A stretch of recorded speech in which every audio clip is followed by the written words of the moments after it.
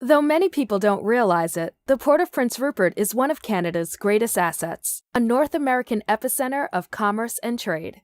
Located on British Columbia's north coast, the Port of Prince Rupert is tailor-made for deep-sea shipping, a fact that was recognized over 100 years ago when the railroad first reached the Pacific Ocean. The port has the deepest natural harbor in North America, is close to international shipping lanes, and has straightforward access for ships. It's also the closest West Coast port to Asia, with fast rail access to the heart of North America.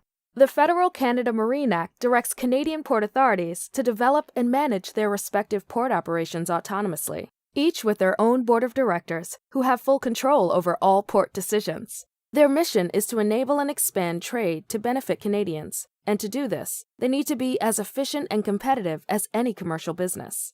Part of being competitive means shipping diverse cargoes in different ways. Cargoes traded through Prince Rupert include consumer goods, manufacturing inputs, grains, soybeans, coal, lumber, wood pellets, logs, and even passengers. They're moved in containers, they're moved in bulk, they're moved in cruise ships. Cargoes arrive and depart by ship, rail, and even a few trucks. Handling many different cargoes balances the ups and downs of world markets.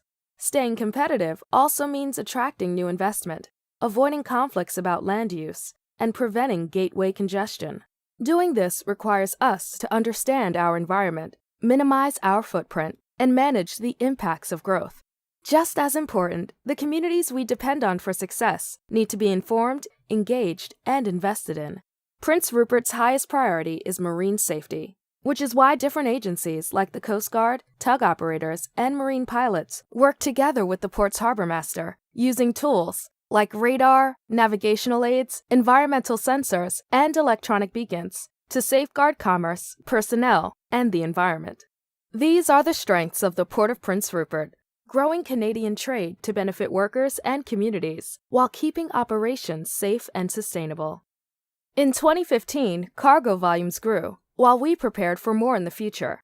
The container terminal set a new record, as wood pellets, grain exports, and project cargo movements all increased.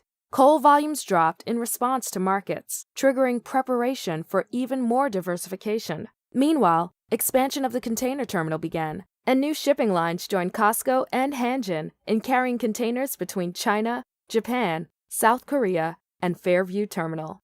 Work was done to make a safe port even safer. Funding for a new radar system was announced, and through partnerships, additional navigation aids were installed. Environmental monitoring initiatives measured the port's impact on air, water, and habitats. The Green Wave Incentive Program encouraged shippers to reduce vessel emissions. Moving goods through the Prince Rupert Gateway takes the hard work of thousands of women and men in Prince Rupert and northern BC, which results in millions in wages and tax revenues. The port also shares success in more ways, including investments in community projects like the Transition Society's Family Counseling Trailer, Leicester Center roof repairs, and a new kitchen and greenhouse for residents of Kitkatla.